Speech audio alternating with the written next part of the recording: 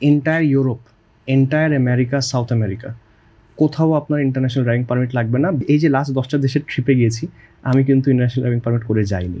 International driving licence টার্মটা ভুল, এটাকে বলা হয় ইন্টারন্যাশনাল ড্রাইভিং পারমিট।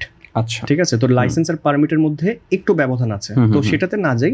যদি আমি বলি পারমিট, ইন্টারন্যাশনাল ড্রাইভিং পারমিটের প্রথম যে রুলস সেটা হচ্ছে আপনার লোকাল ড্রাইভিং বা ড্রাইভার্স লাইসেন্স থাকতে হবে।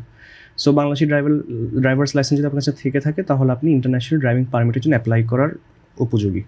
তো আপনি অ্যাপ্লাই করলে ইটস ভেরি সিম্পল, 7 থেকে দেখা যাচ্ছে 14 দিনের মধ্যে আপনি পেয়ে যাবেন। খুব বেশি প্রাইস না, আগে ছিল 2500 টাকা, এখন সম্ভবত 4700 টাকা।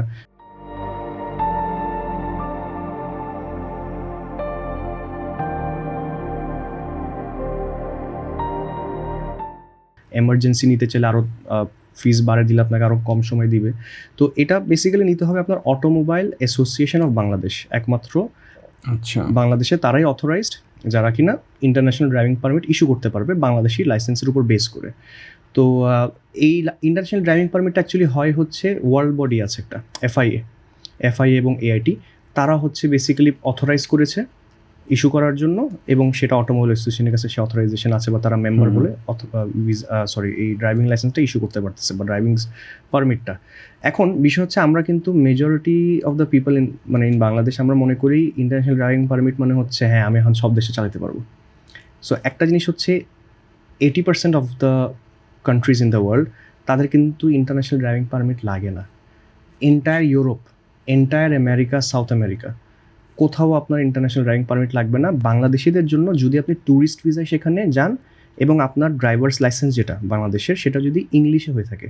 আর আমাদের ড্রাইভিং লাইসেন্সটা কিন্তু ইংলিশে পুরোপুরি সম্পূর্ণভাবে, সমস্ত ডিটেলস কিন্তু ইংলিশে। তো এই ক্ষেত্রে কিন্তু আপনার কখনো লাগবে না। ইভেন ইন্ডিয়ানরাও যদি বলেন বা আমাদের অনেক বন্ধুবান্ধব আছে, ভাই ব্রাদার আছে, তারা আমেরিকাতে গিয়েছে, রেন্ট করছে গাড়ি, দেখা যাচ্ছে বাংলাদেশি ড্রাইভিং লাইসেন্স দিয়ে দিছে। তো কিছু কিছু দেশে আবার ওদের দেশের যে রোডস অ্যান্ড ট্রাফিক ল আছে ওখানে মেনশন থাকে যে ওরা ইন্টারন্যাশনাল ড্রাইভিং পারমিট প্রেফার করে। যেমন থাইল্যান্ড, থাইল্যান্ডে আপনার ইন্টারন্যাশনাল ড্রাইভিং পারমিট লাগবে, বাট মালয়েশিয়াতে লাগবে না। আবার পাশের দেশ ইন্ডিয়া 50-50, ওদের as per law international driving permit mandatory, কিন্তু আপনি যদি নাও রাখেন ম্যানেজ করে নিতে পারবেন। তো আমার একটা কথা হচ্ছে, মানে আমি এই যে লাস্ট 10টা দেশের ট্রিপে গিয়েছি, আমি কিন্তু ইন্টারন্যাশনাল ড্রাইভিং পারমিট করে যাইনি। আচ্ছা, আর মজার কথা হচ্ছে যখন আপনি বাংলাদেশ থেকে নিজস্ব যানবাহন নিয়ে যাবেন, আমার কোথাও ডকুমেন্টসও চেক করেনি। মানে সবাই স্বাভাবিকভাবে এটা বুঝতে পারছে যে একটা মানুষ বাংলাদেশের নাম্বার প্লেট দিয়ে বাইক চালাচ্ছে, তার মানে হি হ্যাজ এভরিথিং।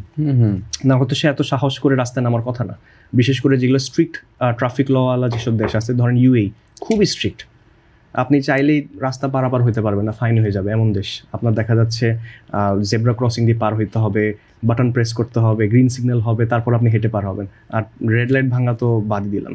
তো এমন দেশেও কিন্তু আমাকে কোনো পুলিশ কিন্তু আটকায়নি, কারণ ওরা সিসিটিভি ক্যামেরাতে কিন্তু কন্টিনিউসলি মনিটর করতেছে। ওরা যখন দেখছে যে হ্যাঁ ফরেন নাম্বার প্লেট, তার মানে যেহেতু রুলস, সে উল্টাপাল্টা লেন মেনটেন করতেছে না বা ঠিক মতো চালাচ্ছে, জেনে আসছে, সো হ্যাঁ ডেফিনেটলি আছে।